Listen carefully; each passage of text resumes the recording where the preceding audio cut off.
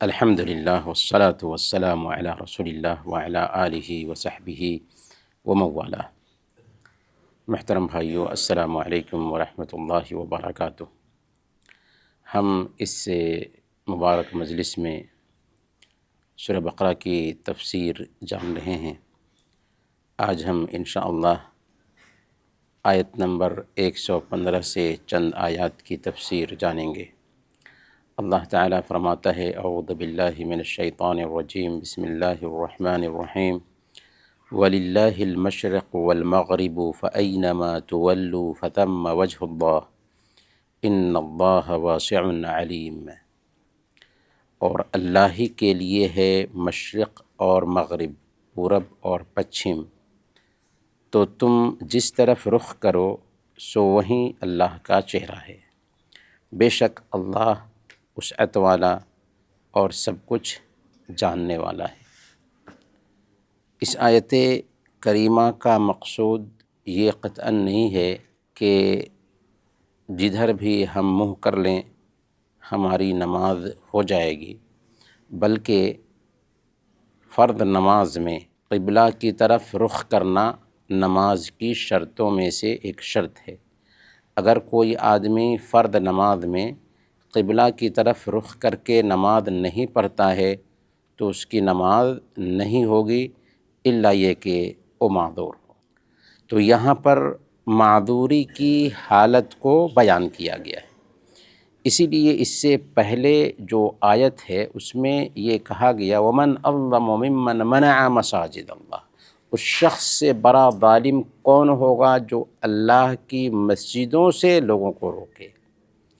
تو اگر دشواری ہو رہی ہو نماز پڑھنے میں قبلہ رخ ہو کر، پریشانی ہو، اللہ کے کچھ ظالم بندے ہوں جو ہم کو روک رہے ہوں، اور فرض نماز کی ادائیگی قبلہ رخ ہو کر کے ممکن نہ ہو رہی ہو، تو ایسے حالات میں اگر ہم نے بغیر قبلہ کے بھی نماز ادا کر لیا تو وہاں کے لیے یہ حکم ہے: وَلِلَّهِ الْمَشْرِقُ وَالْمَغْرِبُ، کہ اللہ تعالیٰ کے لیے ہی مشرق اور مغرب ہے، جدھر بھی تم اپنا رخ کرو وہیں اللہ کا چہرہ ہے۔ دوسرے بعض علماء نے کہا ہے کہ اس سے مراد دراصل نفلی نمازیں ہیں، کیونکہ نفلی نمازوں کے لیے قبلہ رخ ہونا ضروری نہیں۔ سنن ترمذی کی روایت ہے، حضرت عمر فاروق رضی اللہ تعالیٰ عنہ بیان کیا کرتے تھے کہ اللہ کے نبی صلی اللہ علیہ وسلم مکہ سے مدینہ جا رہے تھے، تو اسی راستے میں آپ نے اپنی سواری پر بیٹھ کر کے نفلی نماز ادا کی، اور سواری جدھر بھی جا رہی تھی، جس رخ بھی جا رہی تھی، اس رخ میں ہی آپ نماز پڑھتے تھے، اور اس بات کی پرواہ نہیں کرتے تھے کہ کس رخ میں سواری ہے۔ تو نفلی نماز قبلہ رخ اگر نہیں پڑھتے ہیں تو کوئی حرج کی بات نہیں، اس کی گنجائش ہے۔ حضرت عمر رضی اللہ تعالیٰ عنہ فرمایا کرتے تھے کہ یہ آیت کریمہ نفلی نماز کے بارے میں ہی ہے، لیکن فرض نماز کے بارے میں جیسا کہ ہم نے جان لیا کہ فرض نماز میں قبلہ کی طرف منہ کرنا ضروری ہے اور نماز کی شرطوں میں سے ایک شرط ہے، لیکن مجبوری میں ایک آدمی بیمار ہے اور وہ قبلہ رخ ہو کر کے نماز نہیں پڑھ سکتا، اگر قبلہ رخ ہو کر کے نماز نہ بھی پڑھا مجبوری کی وجہ سے تو اس کی نماز ہو جائے گی۔ اسی طریقے سے کوئی دشمن ہے جس نے ایک انسان کو قبلہ رخ ہو کر کے نماز پڑھنے سے روک دیا، اور وہ قبلہ رخ ہو کر کے نماز نہیں پڑھا، یوں ہی نماز پڑھ لیا، اس کی نماز ہو جائے گی۔ تو یا تو یہ حکم نفلی نماز کے لیے ہے یا پھر دشواری اور پریشانی کے لیے یہ حکم ہے۔ یہاں پر اللہ نے فرمایا فَثَمَّ وَجْهُ اللَّهِ، وہاں پر اللہ کا چہرہ ہے۔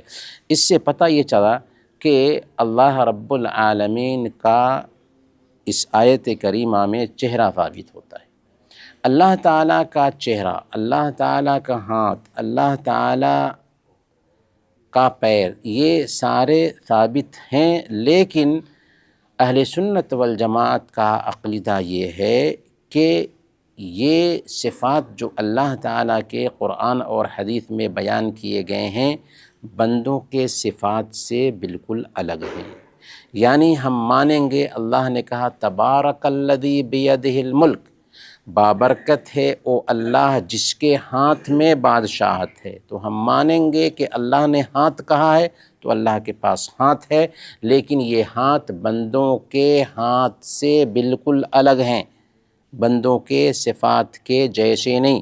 اللہ نے فرمایا لیس کمثلہ شیء وہو السمیع البصیر، اللہ کے جیسے کوئی چیز نہیں اور وہ سننے والا اور دیکھنے والا ہے۔ تو اللہ تعالیٰ بھی سنتا ہے، اللہ تعالیٰ بھی دیکھتا ہے، لیکن اللہ کا سننا اور اللہ کا دیکھنا بندوں کے سننے اور دیکھنے کے جیسے نہیں ہے۔ تو ہمیں ماننا ہے کہ اللہ تعالیٰ کے پاس سے سننے کی صلاحیت ہے، اللہ تعالیٰ دیکھتا ہے، اللہ تعالیٰ سنتا ہے، اللہ تعالیٰ کے پاس ہاتھ ہے، لیکن بندوں کے صفات کے جیسے نہیں، اللہ تعالیٰ کی شان کے لائق ہے۔ ان اللہ واسع علیم۔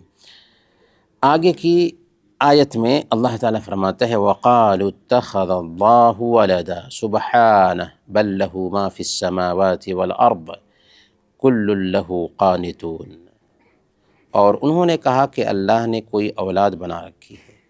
اللہ پاک ہے، بلکہ اسی کا ہے جو کچھ آسمانوں اور زمین میں ہے، سب اسی کے فرمانبردار ہیں۔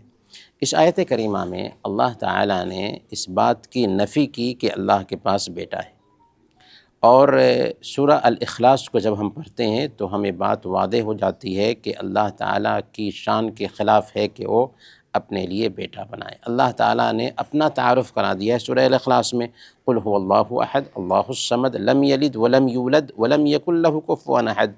آپ کہہ دیجئے کہ اللہ یکتا ہے، وہ بے نیاز ہے، نہ اس نے کسی کو جنم دیا ہے، یعنی نہ تو اس کے پاس بیٹا ہے اور نہ ہی اس نے جنم لیا ہے، نہ ہی اس کے پاس ماں باپ ہے۔